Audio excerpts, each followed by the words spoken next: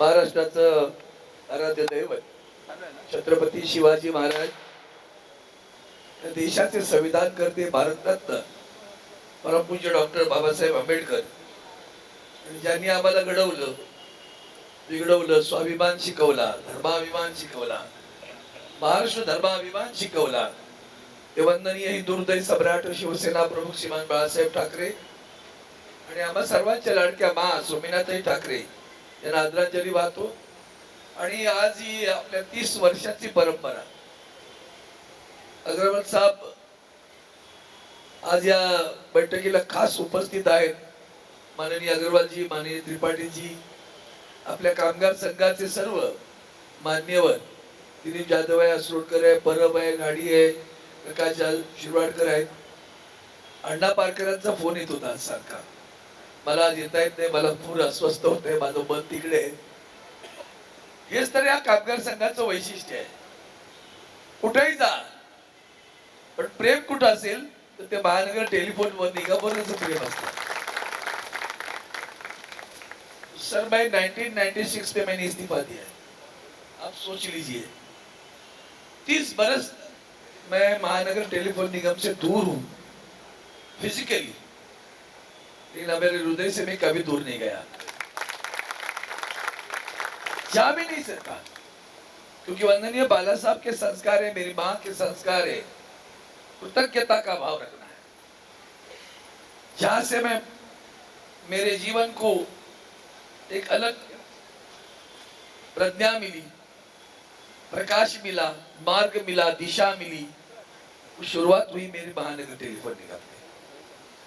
वैसे शिवसेना का काम तो करता था, लेकिन जिम्मेदारी आई, लोकाधिकार समिति के माध्यम से आई, फिर कामगार संघ के माध्यम से आई. मैं आज भी खुद को बहुत भाग्यशाली समझता हूं कि ऐसे एक संस्था में हमारी यूनियन बनी. जब महानगर टेलीफोन निगम कामगार संघ का निर्माण हुआ तो हमारे लोग भी कुछ कहते थे, आए शिवसेना वाले, अब यहाँ हाथापाई हो जाएगी, गाली गलौज हो जाएगा, आपका अनुभव बताओ. 30 वर्ष में ऐसा कभी हुआ? उसके पहले मैं 20 बरस सर्विस, मेरा 50 बरस का रिश्ता है महानगर टेलीफोन निगम से. मैं जब लगा तो बॉम्बे टेलीफोन करके लगा था, डीओटी में था. 1986 में एमटीएल बना. उसके बाद का जो सारा प्रवास है, अब जब बैठे, आप सोचिए दुनिया में 31 दिसंबर कैसे बनाया जाता है.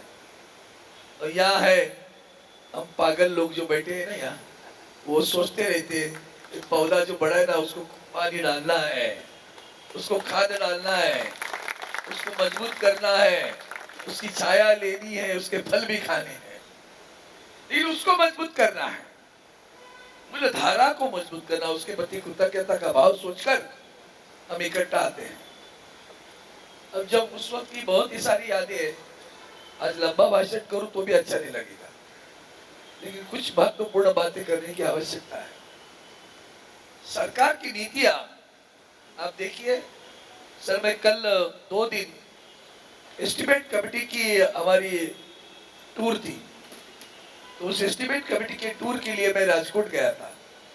मुंबई में पहली मीटिंग हुई, दूसरी मीटिंग हमारी राजकोट में, जूनागढ़ में हम गए, जूनागढ़ का एग्रीकल्चर यूनिवर्सिटी में मिले. सुबह से मुझे एक भी फोन नहीं आया और मैं परेशान. मेरे पास प्रोटोकॉल ऑफिसर था, रेल का अधिकारी था, वो मुझे गाड़ी में बैठ के मुझे फोन कर रहा है. मैंने नंबर दिया तो बात आ रही थी, उसके ऊपर रिप्लाई आ रहा था, रिकॉर्डेड रिप्लाई आ रहा था, dial code is not existing. इतना सदमा मुझे पहुंचा कि dial code is not existing. ये मैंने बहुत इंतजार करने के बाद में आपके सामने मैं ज्योतिरादित्य सिंधिया को मैंने दिखा. आई मीन राजकोट, मैं आपके लिए भी पढ़ के बताता हूँ. I mean Rajkot on estimate committee tour. Since morning I am not able to receive any call. If your honor calls me, you will get the reply as dial code does not exist. This is the situation of BSNL MTNL. My number is 9869004488. Regards. मंत्री का तुरंत जवाब आया, will have it check साहब। मैं तुरंत उसको देख रहा हूं, ऐसा जवाब मंत्री जी ने दे दिया। शाम तक यहाँ सब लोग हैरान, इतवार था, यहाँ हमारे अधिकारी हैरान, मुझे फोन कर रहे। मैंने बोला देखो आ रहा है क्या, नहीं आ रहा है ना, क्या आ रहा है आपको रिप्लाई। मैं दूसरे एक नंबर से उसके नंबर से उनको डायल करता रहा। सर ये दर्द है हमारे, आज नहीं कल में आप भी रिटायर्ड हो जाओगे, लेकिन एक रहती है, जैसे हमारी एक इमारत दिखती है, एक शेड की बिल्डिंग दिखती है, हम करीब से चल रहे हैं, खंडर दिखेगा तो क्या लगेगा। हमारी इस एसेट को खंडर बनाया जा रहा है, खंडर बनाया जा रहा है, मैं बता रहा हूं, बन नहीं गया है, बनाया जा रहा है, दुरुस्त किया जा रहा है। किसी के एक मित्र के लिए सब कुछ चल रहा है, हमें उससे कोई आपत्ति नहीं है, वो अपना धंधा करे। मेरे पैरों में आप श्रृंखला बांधकर हमें कहते हो दौड़ो, हम नहीं दौड़ पाए। श्रृंखला है आत्मनिर्भर की, श्रृंखला है आपकी नीति की, श्रृंखला है आपके सपोर्ट की। अब नहीं करना चाहते, चुप कर रहना है, मरने दो, बोलो मत, अरविंद जी उठाता रहेगा। हाल ही में लोकसभा में जब विषय आया, याद है, देखा कितने लोगों ने बीएसएनएल एमटीएल के बारे में, आपके करीब के मित्र ने नहीं देखा, देखो आपके हाथ उठा, देखो नहीं देखा है। ये तो दुर्भाग्य है कि जब मैंने बोला बीएसएनएल के लोग, हमारे सांसदों को पूछा, मैं सदन में पूछा मैंने, भैया बीएसएनएल के फोन कितने लोग इस्तेमाल करते हो, इतना झूठ बोलते हो, इतना असत्य सभागृह में बोलते हो। सबसे बुरी बात थी कि हमारे महानगर टेलीफोन निगम कर्मचारियों की जो सहकारी पतपेढ़ी है, बैंक है, उसमें ये कर्मचारियों के पैसे कट के जाते, जमा होते, और उस जमा हुए पैसे से किसी को कर्जा चाहिए, उसको कर्जा दिया जाता है। तो जब पैसा ही नहीं जमा होगा तो क्या करोगे। फिर भी हमारे बैंक में पतपेढ़ी भी जो हमारे पदाधिकारी गण हैं, इतने अच्छे लोग हैं, उन्होंने बैंकों से ओडी ली, ओवरड्राफ्ट लिया, और हमारी कर्मचारी की जरूरत को पूरा किया हुआ है हमारी महानगर टेलीफोन। हमने डरते, मैंने बहुत बार देखा कि अपनी बंद मुट्ठी लाख की क्यों हमारी कंपनी की हम इज्जत निकाले। मैं लेटर लिखता बेटा, मैंने कभी कानूनन कार्रवाई करने के लिए नहीं कहा, लेकिन मैं बोलता रहता था कि भैया आप हमारी पतपेढ़ी के लोगों को कहता था आपको भी सेफ रहना है। कल को लोग पूछेंगे सरकार पैसे नहीं दे रहे तो आप क्या कर रहे थे। एक क्षण के लिए सोचो, अगर अरविंद सावंत सांसद करके आज लोकसभा में नहीं होता तो मेरे महानगर टेलीफोन निगम कर्मचारी सहकारी पतपेढ़ी के पैसे मिलते क्या, मिलते हैं। आवाज उठाई, बहुत लग गई गोली, जोरों में, तीरों में लग, बहुत तीर जोर से लग गया तीर। कितना सत्य बोलते हो। ये बढ़ गया है, हमारा सब्सक्राइबर बस बढ़ गया है, हमारा ऑपरेशनल प्रॉफिट हो गया है।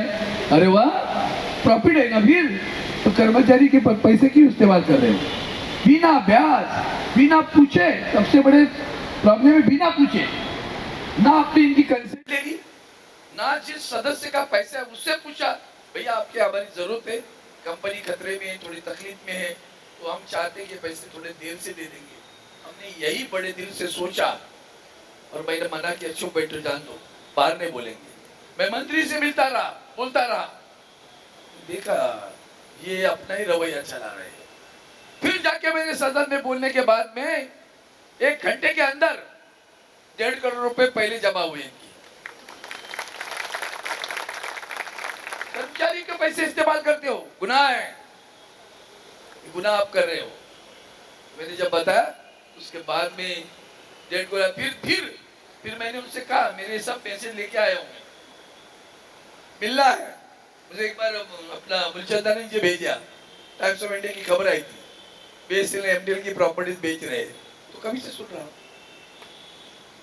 जब उसको डेवलप करना तो ये तय हुआ था कि हमारी प्रॉपर्टीज एक्सेस है, वो या तो किराए पे दे या बेचे, और जो पैसा आएगा उसमें से महानगर टेलीफोन निगम को डेवलप करे या कुछ जरूरत है पूरी करे।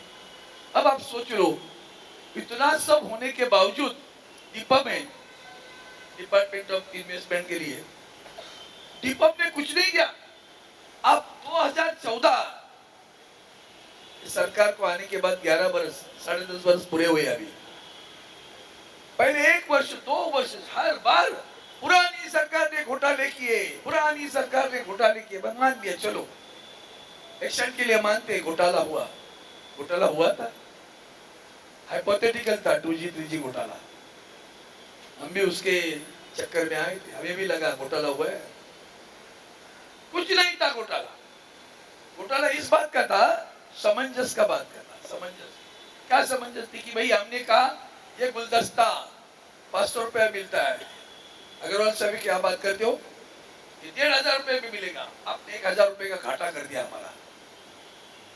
अब ये कोई नहीं मालूम, किसी को मालूम नहीं। ऐसा करके उन्होंने सोचा 1 लाख करोड़ का नुकसान हुआ।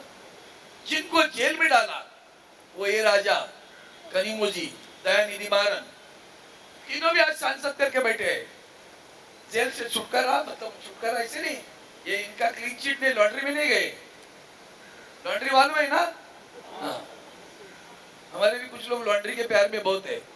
मैं देखता हूँ मैसेज भेजते हैं ना ग्रुप पे, तो मुझे लगता है सच्चाई है भैया। मैं अगर कुछ एक लफ्ज झूठ बोलूं तो आप बता देना सर आप गलत बोल रहे हो, मैं आपको अनुमति देता हूं। मेरे सामने को कोई गलत बात नहीं, सर ये गलत है आप बोल रहे हो। इतना झूठ उनके नाम से बोलते रहे। कोर्ट में, सुप्रीम कोर्ट ने तीनों को रिहा कर दिया। ईडी का इस्तेमाल हो रहा है। हमारे अधिकारी डरते हैं वो लपड़े में आ जाए, वो ईडी बीडी आ जाए, झंझट नहीं जाए साला। तुम क्या बोलेगा? कभी आप ये सोचो कि आपका जो कॉन्ट्रैक्ट है मेंटेनेंस का, उसको क्या दे रहे हो आप, क्या मेंटेनेंस करता है, कहाँ है मेरी लैंडलाइन? बहुत दुख होता है, व्यतीत होता। आज भी लैंडलाइन वहां अगर ब्रॉडबैंड चलता तो व्यतीत होता। ब्रॉडबैंड चलता तो लोग रखते, नहीं चलाया हमने। फाइबर डालता, लोग रखते, नहीं चलाया हमने। हमारे कुछ अधिकारी, अग्रवाल जी आपको पता नहीं होगा, ऐसे अधिकारी थे जो रिटायर्ड होने के बाद में तुरंत जाके जियो को शामिल हुए थे। रिलायंस में, उस वक्त रिलायंस टेलीकॉम में, उसमें काम, उस कंपनी में गए। आप सोचिए, उसको पूरी जानकारी है हमारी एयरटेल की, कहाँ केबल है, कितनी केबल है, क्या नया प्लान बना रहे हो, कहाँ देने वाले। वो दूसरे दिन जाके रिलायंस में ज्वाइन होता है, वो हमारा अच्छा करता है, बुरा करता है। देश की पूरी व्यवस्था, भूलना नहीं, आप लोग भूल भुलैया में लटक रहे हो। पूरी व्यवस्था बर्बाद हुई है, हर डिपार्टमेंट। आप जाइए बैंक के किसी डिपार्टमेंट में, बैंक में जाइए, कोई दिखता बैंक में?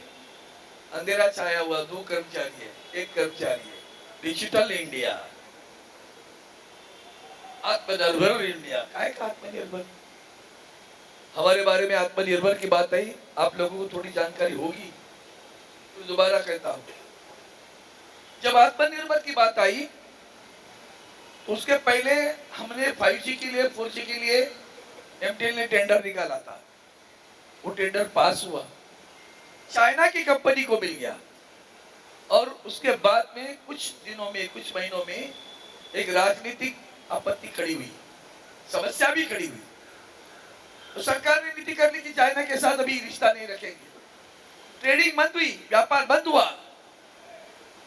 इधर तक तो मैं स्वाभिमान की बात करता हूँ, सरकार के साथ भी अच्छी बात है, क्यों चाइना से ली, अच्छा किया आपने। लेकिन उसके बाद में आपने क्या किया कि महानगर टेलीफोन निगम को बोला वहां से अभी 5G बीजी नहीं लेना है, ठीक है। अब हमने कहा साहब को, प्रधानमंत्री जी को चिट्ठियां लिखी, मैं 1 नहीं 2 नहीं 10 चिट्ठियां बताऊंगा। और मैंने विनती की कि आप 4G 5G के लिए मेरी आपसे प्रार्थना है कि महानगर टेलीफोन हो, BSNL हो, दोनों को अनुमति दे, फिर से दोबारा नया टेंडर लाए और नया टेंडर लाके नई कंपनी को उसको अलर्ट करिए, ताकि फिर हम 5G सर्विस चालू करेंगे। तो सेक्रेटरी साहब से मैं मिला, सीएमडी साहब से मिला, पुरवार से भी। तो उन्होंने कहा, मैंने बोला मंत्री जी ने क्या बोला, प्राइम मिनिस्टर ने क्या बोला? उन्होंने कुछ नहीं, एक ही वो शब्द में जवाब देते हैं, आत्मनिर्भर। मैं बोला आत्मनिर्भर है तो देश में कौन बनाता है 4G 5G? पूरे भारतवर्ष में एक भी कंपनी 4G 5G मैन्युफैक्चर नहीं करती। करने वाली है भैया, करने वाली है, इंतजार करो, तब तक मित्र लूटता रहेगा। मित्र को लूटने दिया, हमें खत्म करने का एक अनोखा तरीका सरकार ने अपनाया। आत्मनिर्भर के भूल भुलैया में हमें खत्म करने की सोच रहे। अभी भी जमीन बेचने की बात है, मैंने इमीडिएटली लिखा, अच्छी बात है, करो, हमारे पास एक्सेस पड़ा है। 23 एकड़ लैंड है वहां, कहा बोरीवली, उसके बाद में और बोरीवली में स्पेस में क्या दूसरा एक्सेस, शिवपोली, शिवपोली में 22 एकड़ है पहले वाली, वहां भी अपनी जमीन है, एक्सचेंज की बिल्डिंग छोड़कर पूरी जमीन है। कांदिवली इसमें, वहां भी जमीन है। मैं बोला वो जमीन बेचो, लेकिन आपने क्या लिखा, गवर्नमेंट पीएसयू के लिए हम ऑफर दे रहे हैं। कौन आएगा? कौन सा पीएसयू जिंदा है भैया, वो भी तो बताओ। कौन से पीएसयू को जमीन की जरूरत है वो भी तो बताओ। ना राज्य के पीएसयू, ना केंद्र के पीएसयू, किसी को भी जमीन चाहिए, सबके पास एक्सेस प्रॉपर्टी है। मैं चौपाटी में, गिरगांव चौपाटी में गणपति के समय जाता हूँ, वहां LIC की एक ऑफिस थी, बहुत बड़ी ऑफिस थी। वो ऑफिस में गई, अभी कोई बैंक आ गई, कोई दूसरा कोई ऑफिस खोल दिया उधर। क्यों? सबके पास लग जगह है, क्या क्यों तुम्हारी जगह ले लेंगे वो लोग? क्या जरूरत है उनको आपकी जगह लेने की? तो मैंने उनको सुझाव दिया कि आप पीएसयू बीएसयू का मत इंतजार करो, आप महाराष्ट्र के राज्य सरकार से बात करो। और राज्य सरकार घर बनाना चाहती, हाउसिंग डिपार्टमेंट के लिए बात करूंगी, उनको जरूरत है, भाड़ा को जरूरत है, ये सारी की सभी जो योजनाएं चल रही है उसके अंदर भी उनको जमीन की जरूरत है। सरकार का कहो हमारी जमीन ले लो, पैसा दे दो, पैसा लेकर 5G इक्विपमेंट लाओ। मैंने लिख दिया उसको, उनको, ये करिए। कौन तुम्हारा पीएसयू के इंतजार में बैठोगे ना तो और 10 बरस भी मिलेगा नहीं आपको, कुछ पैसा भी नहीं मिलने वाला है, कोई लेने वाला नहीं है। फिर क्या करना है? तो मैंने बोला एक ही है, पीएसयू की बात नहीं करता हूँ, एक सोशल जस्टिस की बात करूंगा। हेल्थ डिपार्टमेंट है, टाटा हॉस्पिटल, टाटा हॉस्पिटल को जरूरत है जमीन। अब टाटा हॉस्पिटल से बात करिए, हेल्थ डिपार्टमेंट के पास पैसा है। हम किराए पे, आप लोग आप देखिए, उसमें ध्यान देना पड़ेगा। टावर क्यों नहीं लगा रहे? वो लिखते 1000 टावर आए, किसके घर पे लगा रहे भैया? मेरे घर में नहीं आता मोबाइल नेटवर्क। अब किराए पे आप लोग झगड़ा कर रहे हो। 8000, पुरवार को पूछिए 8000 किराए में तुम्हारे घर की नौकरियां नहीं आती है क्या? 8000 रुपए किराए पे टावर लगाए, कौन तुम्हारी बिल्डिंग सोसाइटी वाला 8000 रुपए में अपनी बिल्डिंग पे टावर खड़ा करने देगा? मतलब मैनेजमेंट की तरफ से भी ये अटकने पैदा किए जाते, अड़चने पैदा किए जाते। क्यों? जानते हो कमर्शियल है भाई, 4 अगर किराया देंगे 25,000 भी, तो आपका 4 ग्राहक ज्यादा बढ़ेगा। भाई नेटवर्क अगर मिलता है तो लोग आ जाएंगे। आज भी लोग एमटीएल पे विश्वास करते हैं। सबसे बड़ी बात है कि आज भी लोग एमटीएल के, गवर्नमेंट के सर्विस पे विश्वास करते हैं। शुरू में तो जियो ने, याद है ना, मुफ्त पे दिया, आदतें लगा दी। दोस्त बोलते हैं ना, चलो 31 दिसंबर थोड़ा तो ले लो यार, थोड़ा लेने को बोलते हैं, बाद में मैं क्वार्टर लेना स्टार्ट कर देता हूँ। आदत है, आदत गिरा देते हैं भैया, आदत लगा दी उन्होंने आपको। और क्या हुआ? अब जियो कमाता है कहां से? वॉइस कॉल पे वो कमाता है, डाटा पे। हमारा डेटा क्या आएगा जब नेटवर्क ही नहीं, वाईफाई नहीं, क्या है? कैसे धंधा होगा? घाटे से बाहर निकालने के लिए योजना ही नहीं तुम्हारे मन में। और फिर क्या जगह पूछी, क्या आया जगह में? पवई की क्वार्टर्स की बिल्डिंग। अरे वाह, मैंने लिख दिया, पवई में आज के कर्मचारी रहते हैं, आपके पास खुली जमीन पड़ी हुई है, उसको पहले बेचो, बाद में पवई की बात करो। दे दी आवाज मैंने, मैं वहां वो भी पढ़ के बताता हूँ। क्यों करते आप लोग?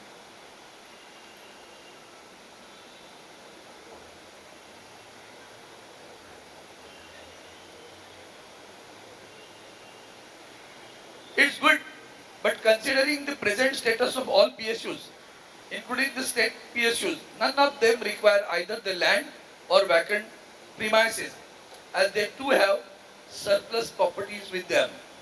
The only opportunity is state government, who may require land for housing. In that case, you can very well send the proposal to the government of Maharashtra instead of waiting for the proposals of PSUs. Only health department may require some premises, particularly Tata Hospital for cancer treatment, as it is overburdened with a huge number of patients. But it too has a limitation. Hence, the preference should have been given to vacant plots such as Borivali West. Nearly 20 acres of land is there. Another plot is also available at Borivali West and Kandivali East, which will fetch handsome amount instead of the plots where residential quarters are existing and are occupied by the working employees. Third, at present there are residential quarters building, and in some places few flats are owned by MTNL, which are either occupied or vacant. That society wants to develop, but because we neither give them consent nor bear the repairing charges in such cases, the residential flats can be sold out to our employees at reasonable price. Last, the open tenders can be floated and can be given to private sectors too.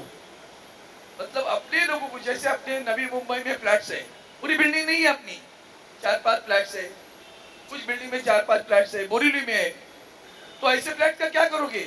आप तो repairing charge नहीं दे रहे, maintenance charges नहीं भर रहे, बेचने नहीं दे रहे, सोसाइटी डेवलप करना चाहती है, sell out to our own employees, बोलो अपने कर्मचारी को ये प्राइस होगी, आप टेंडर भर लो, जो आएगा उसको दे दो, हमारे कर्मचारी को तो घर मिलेगा। ये प्रस्ताव हमने दिया माननीय मंत्री जी को। आई लुक इनटू इट, आया जवाब। मेरा इतना ही कहना है कि आज की स्थिति में मैं आप सभी को प्रार्थना, आप अभी मुझे मालूम है जब नेटवर्क नहीं मिलता तो क्या करेंगे, लेकिन फिर भी आप अपना एमटीएल का एक कार्ड रखिए, जरूर रखिए, ताकि दिक्कतें तो पता चले।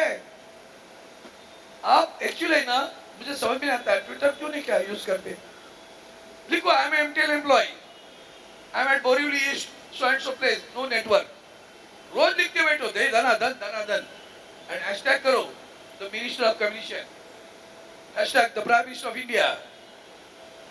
ये एक जो अपने मूवमेंट शुरू करनी चाहिए आपने। आज वो मूवमेंट शुरू करो, आज से नया साल आया है ना, अगर एमटीएल बचाना चाहते हो तो हर एक का कंट्रीब्यूशन होना चाहिए। वो कंट्रीब्यूशन है ट्विटर में अपना, फेसबुक में अपना अनुभव लिखिए। कहीं आप काउंटर पे गए, मैंने उस दिन पूछा मुद्रा से आया क्या, स्टाफ ऑफिसर को नहीं बुलाया, बोला था मेहमान करके बुलाया था, इधर बबी के साथ में गया क्या, ठीक है। तो मैंने उनको कहा मुझे एक नया कार्ड दीजिए, मैंने बोला मेरे दोस्त को कार्ड चाहिए अपना, बोलता है नया कार्ड देना बंद हो गया। अब ये कितना गंभीर है देखिए। If you want a new connection, MTNL Dolphin connection, if you want, you are not going to get the SIM card, because they say we do not have SIM cards for new line connections. Sir आप दोनों भी आए हो, इसे गंभीरता से ले, जो अपने हाथ में उसे तो करो, उसमें क्या डर है, कोई कहेगा तब देखेंगे ना। किसी अधिकारी ने कह दिया ना कि ये बंद करो, ये न्यू कार्ड देना नहीं, न्यू सिम कार्ड देना नहीं, तो उसको बोलो तनख्वाह में मेरी सिम कार्ड बेचने से मुझे मिलती है, मैं सिम कार्ड बेचूंगा और मेरी तनख्वाह लूंगा। ये मेरा कर्तव्य बनता है, ये मेरा कर्तव्य बनता है, मैं करूंगा, यही तो मेरा धंधा है, धंधा ही नहीं करने दोगे क्या? इसलिए मैं आपसे सभी को प्रार्थना करता हूँ, अच्छा है कि आप आते रहते हो, यहाँ रिटायर्ड लोग भी आए, सर पेंशन मिलती है, मजबूत मिलती है ना सर। सब मुझे सबसे बड़ा आनंद वही है कि मेरा हर रिटायर्ड कर्मचारी किसी समस्या का सामना नहीं करना पड़ता है, ना अपने बच्चों के सामने उसे हाथ फैलाना पड़ता है। ये किया है मेरे महानगर टेलीफोन निगम कामगार संघ ने किया, इसलिए स्वाभिमान से जीना है। और हमें पेंशन तो मिलती रहेगी, लेकिन अगर कंपनी डूब गई और पेंशन चालू है, वैसे की मजा नहीं आएगी साहब। किसी की मुस्कुराहट पे वो निसार किसी का दर्द मिल सके तो ले उधार, किसी के वास्ते हो तुम्हारे दिल में प्यार, जीना इसी का नाम है। तो हमारा प्यार है मेरे महानगर टेलीफोन निगम पर, यही हमारा जीना है और जीना उसी का नाम है। हम जब तक उनकी बूंद मेरे शरीर में है तब तक प्रयास करते रहेंगे। महानगर टेलीफोन निगम को सक्षम करने का प्रयास जिंदगी भर करते रहेंगे। हम सभी को नई वर्ष की शुभकामनाएं देता हूँ। ऐसे घटिया विचार वाले लोग अगर राजनीति में हैं, कोई भी होने दो, आप भी होने दो, आप कभी तो सोचो इस प्यार में आप क्या है देश की राजनीति। हमें बांग्लादेश डांटता है, हमें पाकिस्तान डांटता है, हमें चाइना डांटता है। कल माननीय राज सिंह नामनी साहब ने कहा कि हाँ ये सही है, सभी लोग हमें तकलीफ देते हैं, हमारे पड़ोसी हमें तकलीफ देते हैं। नेपाल डांटता है आजकल, अरुणाचल में चाइना घुसती है, फिर भी हम कहते हैं कि देश को बचाना है। हम देश को कटेंगे बटेंगे ये चक्कर भी नहीं गिरना, उसमें खुद कट जाओगे। People dig their graves. You dig a grave for others, you dig it for yourself. And the present government is doing the same thing. They are digging grave for others, but it does not going to be happen. That grave will remain for them.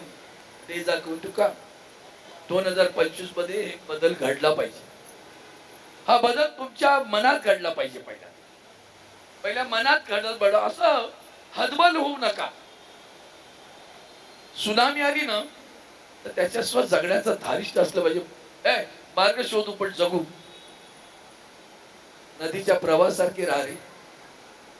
तुम्ही घरामध्ये कुटुंबामध्ये सुद्धा कधी हतबल होऊ नका, नाराज होऊ नका. एखादी गोष्ट नाही घडली नको घडू दे, काय हरकत नाही. मनासारखं घडत नाही म्हणून नदी थांबत नाही. तुम्ही तसेच थांबू नका. मनासारखं घडवण्याचा आकारपर्यंत प्रयत्न करत राहा. तुम्हाला यश मिळणार. यश तेव्हाच मिळतं जेव्हा प्रश्नांना सामोरं जाता येतं.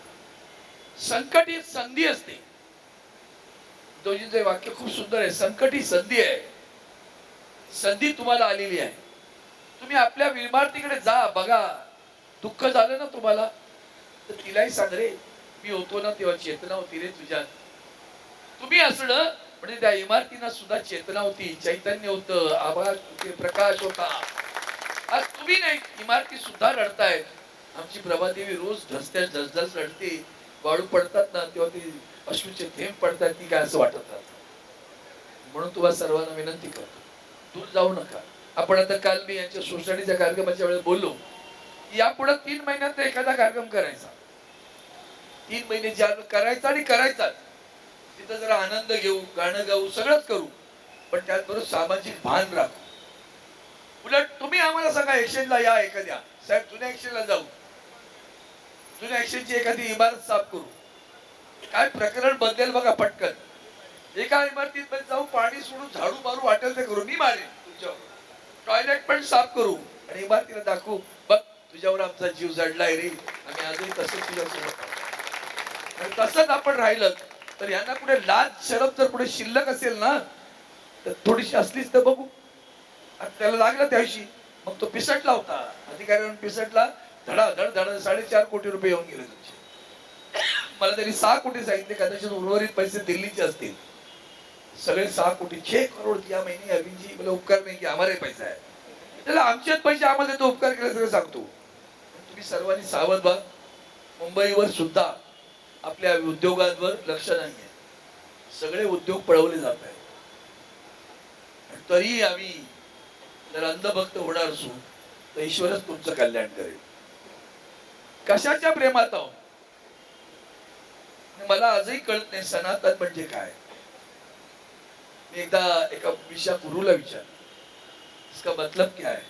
चातुर्वर्ण आणायचंय का, सती जायचंय का, केशोपन करायचंय का, बालविधवा विवाह करायचे का, काय करायचंय का तुम्हाला.